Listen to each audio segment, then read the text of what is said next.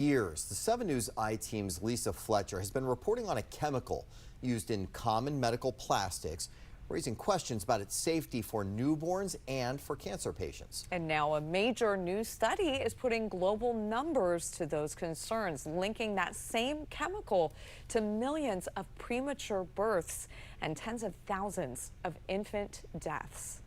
Plastics and the chemicals used to make them are everywhere, in the food we eat, the packaging it comes in, and the medical devices meant to keep us alive. And for many years, scientists have warned some of those chemicals may not be as safe as we've been told. Now, a major new study is putting numbers to that risk. Researchers have linked a common plastic chemical found in everything from food packaging to IV tubing to babies being born too soon and dying. Nearly 2 million children were born too soon in 2018 as a result of this preventable exposure. Dr. Leo Trisande, a pediatrician and one of the world's leading experts on chemical exposure, set out to measure just how big the problem is. We found something on the order of 70,000 deaths arising as a result of these preventable preterm births that we can trace back ultimately to plastic exposure, because the vast majority of these phthalates are used in plastic materials. The chemical at the center of it, DEHP, is used to make plastics flexible. It's part of a class called phthalates, chemicals known to disrupt hormones and interfere with pregnancy. The placenta is very vulnerable. Phthalates contribute to inflammation and trigger rupture of membranes and signals of preterm labor. And the consequences don't end at birth. We know that premature babies have lower cognitive function.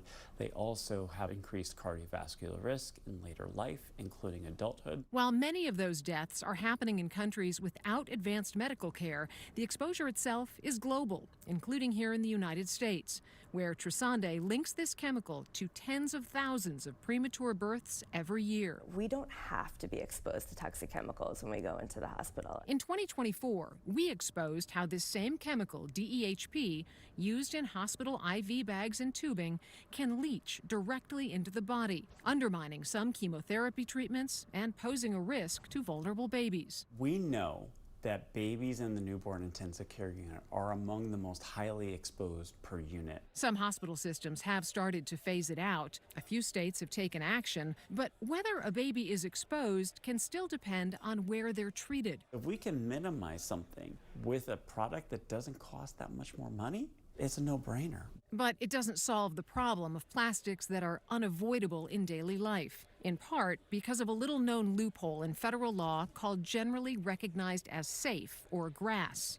There's an ugly secret here. In many ways, industry can just sign with a pen and can vouch for safety. It allows chemicals to enter the market without rigorous independent testing, often based on industry assurances that they're safe. Assurances given to a system Trisande says is lagging behind in science. Science has evolved and made us realize that little things truly do matter. And so we do need fundamental reform. The other concern here is that Dr. Trisande says the chemicals that could be used to replace DEHP could be equally, if not more, concerning. That's why he says it's so important to flip the regulatory system, to make sure the chemicals are safe before they hit the market. Now, to find some practical ways that you can avoid these chemicals in your own life, go to WJLA.com. We've got a really workable list for you. Lisa Fletcher, 7 News.